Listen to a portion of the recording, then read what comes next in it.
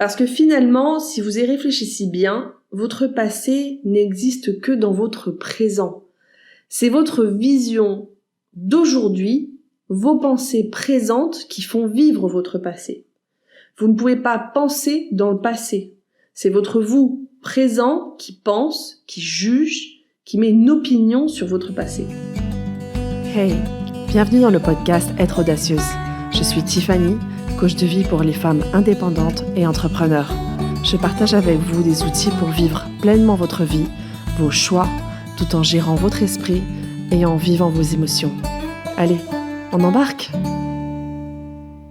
Alors pour commencer ce podcast, j'ai choisi de parler du passé et tout particulièrement de quoi faire, que faire avec son passé. Pour illustrer finalement ce que je vous apporte aujourd'hui, j'ai choisi de parler de ma toute première cliente et de son histoire. Car une des choses que je fais dans mon travail en tant que coach, c'est revisiter avec mon client l'histoire qu'il se raconte de son passé et voir de quelle façon cela affecte sa vie présente.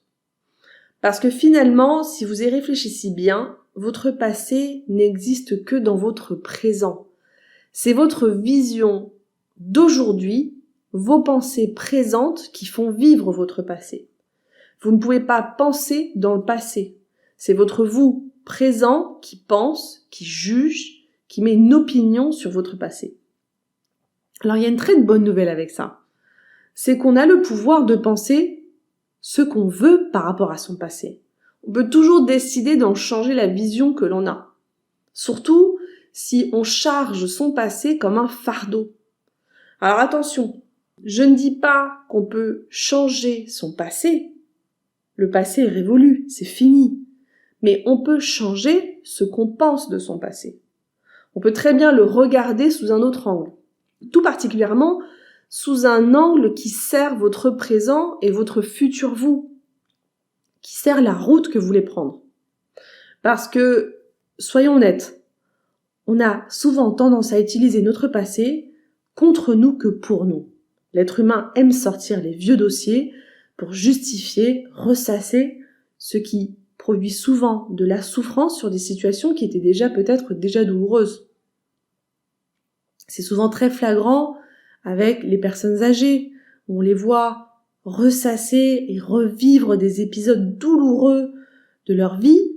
Alors en plus d'avoir souffert dans leur passé de cet épisode douloureux, elles souffrent dans leur présent en repensant, en réinterprétant, parce qu'en plus souvent c'est une réinterprétation, c'est pour ça qu'on a souvent autant de versions qui changent, et finalement elles perdent le présent, elles perdent le quotidien.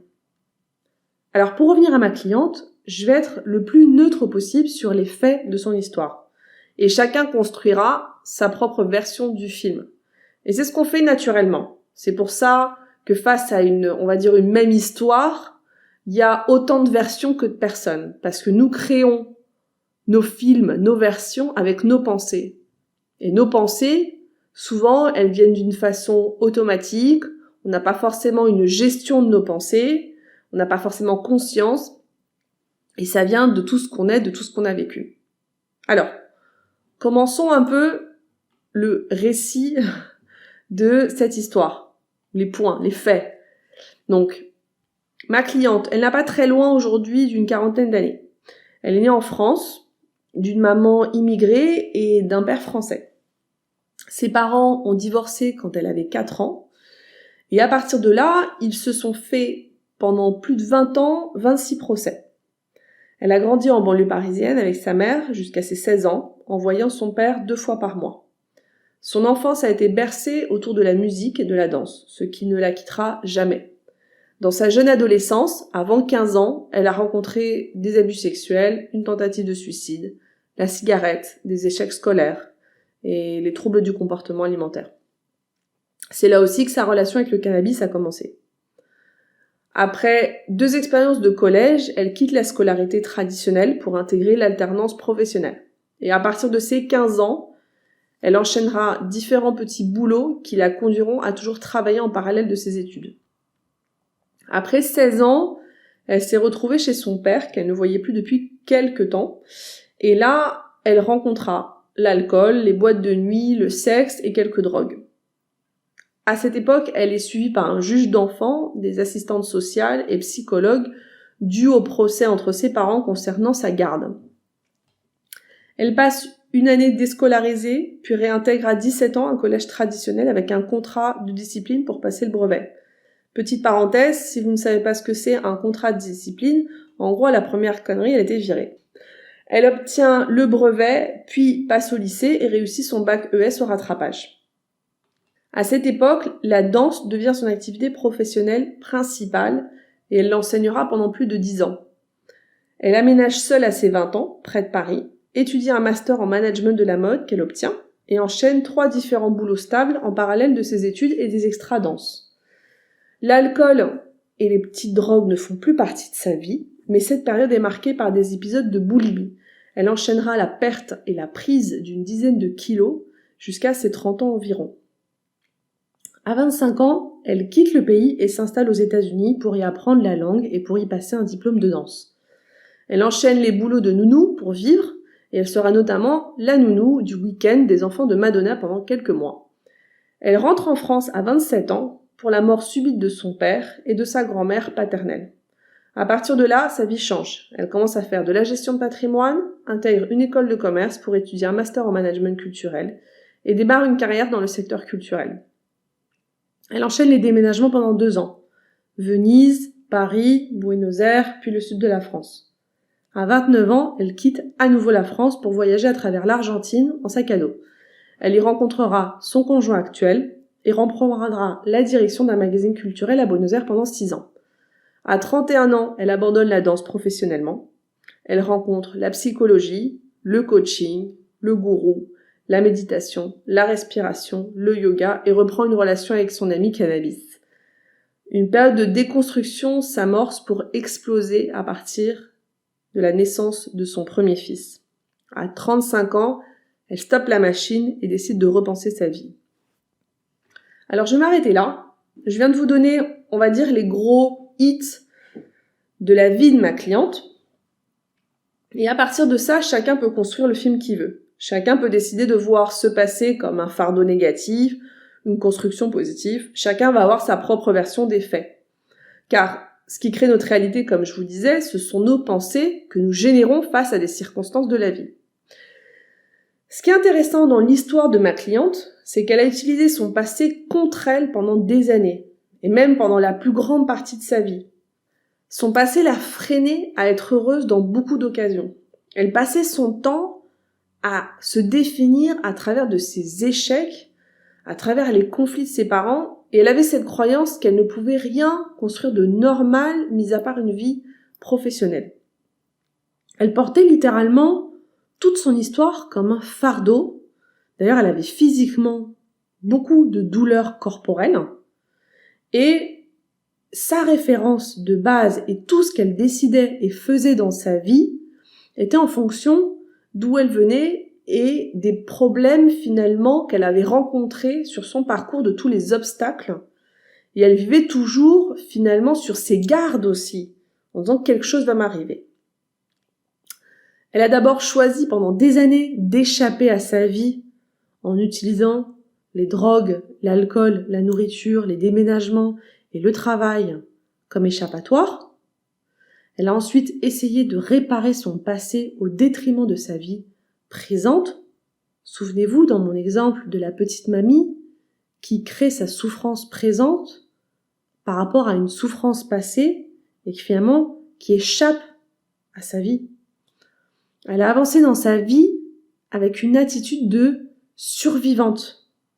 Donc elle était toujours sur ses gardes, toujours avec cette tension. Jusqu'à qu'elle ait compris que son passé était parfait tel quel, car elle ne pouvait pas le changer. Elle pouvait emporter avec elle les choses qui lui étaient utiles, elle pouvait laisser tomber le reste. Son passé faisait partie de sa vie passée et ne créait pas entièrement son identité présente. Ce qui crée son identité présente, c'est sa façon de penser face à sa vie. Et quand elle a arrêté de se battre avec son passé, Elle a commencé à créer un dialogue avec son présent et son futur. Elle a commencé à répondre à ses besoins présents. Alors quand je vous raconte ça, je ne veux pas dire que la solution est de fermer les yeux sur son passé, de mettre des œillères, d'essayer de bien le cacher, on le met dans une boîte, on n'en parle plus, on le regarde plus. Bien au contraire. C'est important de savoir d'où on part pour comprendre où on est. Et une fois qu'on comprend où est-ce qu'on est, on peut commencer à travailler où est-ce qu'on veut aller. Mais sans savoir, sans avoir pris conscience de comment on est arrivé là, on peut pas choisir la vision qu'on veut avoir de sa vie. On peut pas choisir la vision qu'on veut avoir de nos expériences passées. Vous pouvez choisir de porter vos drames, vos déceptions, échecs comme un fardeau, mais vous pouvez aussi choisir de les porter comme une expérience qui vous a servi à apprendre, à grandir et à mûrir. Mais surtout, qui vous a servi à être la personne que vous êtes aujourd'hui. Mais pour ça, le premier pas, c'est la prise de conscience aussi. De voir, ok, comment je porte mon passé? Qu'est-ce que je pense de mon passé? Quelle vision j'ai et de quelle façon mon passé affecte ma vie présente, affecte mes choix, affecte le chemin que je prends. Et ce qui est important de comprendre quand on commence à faire cette analyse, quand on commence à prendre cette perspective, c'est aussi comprendre que l'expérience humaine est un équilibre de bien et de mal. Et c'est ce contraste qui rend notre existence possible. Donc, on peut choisir de se battre contre ça toute notre vie, contre toutes les souffrances qu'on avait, tous les drames qu'on a eu dans notre vie. On peut choisir de surfer sur la vague de la vie et d'apprendre de nos chutes. C'est pas forcément agréable, mais est-ce que la vie est agréable? Est-ce qu'on est venu ici pour vivre seulement une vie linéaire de plaisir et de positivité? Quand on comprend ça, on comprend aussi la valeur du temps, comment on dépense notre temps, notre énergie à interpréter, à ressasser constamment les choses qui n'ont pas fonctionné, les échecs, les drames, les tragédies. Parce que finalement, la vie, elle ne nous attend pas pour écouler son temps. Par contre, ce qu'elle nous offre, le plus beau des cadeaux, selon moi, c'est le choix. On peut choisir ce qu'on veut créer face aux pires situations. On peut faire le choix de se relever après une chute. On peut faire le choix de recommencer à être heureux après une tragédie. Choisir n'est pas toujours facile, mais subir rajoute de la souffrance aux situations difficiles. Cette histoire, cette cliente, c'est fait. Je les connais bien car c'est mon histoire. Je suis ma propre cliente, je suis ma première cliente sur qui je travaille au quotidien. Car être coach ne signifie pas avoir tout solutionné dans sa vie, mais ça veut dire que je prends la responsabilité de toujours travailler sur moi pour être la version de moi-même que je veux être. Pour vous terminer, l'histoire, mon histoire, à la première personne. Après la naissance de mon fils, j'ai littéralement explosé. Ça a été une très grande période de déconstruction. J'étais exténuée de vivre sous la tension d'être une survivante et une battante. Je me suis surtout rendu compte que c'était moi qui étais responsable de ce que je créais dans ma vie. C'est moi qui choisissais de me voir comme une survivante et une victime de ma vie finalement. Ce que je veux partager avec vous, c'est le choix que j'ai fait concernant mon passé. J'ai décidé d'agir et de devenir le héros de ma propre vie au lieu de la subir et d'en être sa victime. Car en tant que victime, ce que je me disais à moi-même, c'est « j'ai survécu. Ma vie aurait dû être différente. Ce n'est pas juste. Je ne méritais pas ça. Si j'avais eu une vie différente, j'aurais pu. Et alors celle-là, je me la suis dit tous les jours. Ce que j'aurais pu faire si j'avais pas eu cette vie. » Et finalement, ce sont que des mensonges. Car la vie, c'est pas une partie de Monopoly où vous pouvez repartir à zéro et tout recommencer. Votre passé, il est fini. Vous ne pourrez jamais revenir en arrière pour recommencer la partie. Alors à chaque fois que je me disais avoir survécu ou encore que j'aurais dû avoir une vie différente, je me sentais automatiquement faible, désemparée et vide de pouvoir. que des énergies finalement et des émotions qui n'allaient générer aucune action qui allait me conduire vers la vie plus heureuse et plus stable et plus tranquille, calme. Quand je parle de calme intérieur que je voulais avoir. Quand j'ai compris qu'être responsable de ce que je pense me donnait l'opportunité de changer ma vie, eh bien j'ai décidé de changer ce que je faisais de mon passé. C'est-à-dire que j'ai changé l'histoire de mon film et je suis devenue le héros, le protagoniste, comme je vous le disais, au lieu d'en être la victime. Maintenant, je me dis pas juste que j'ai survécu, mais que j'ai réussi. Que c'était dur, mais que je suis dure à cuire. Que c'était dur et que je continue à travailler sur moi-même. Que j'apprends à me voir différemment. Je me dis que mon passé ne m'a pas brisée. Et surtout, je me dis que je n'ai pas besoin que la vie soit juste avec moi, car je suis Tiffany et je cherche toujours des solutions, et alors que je peux baisser ma garde.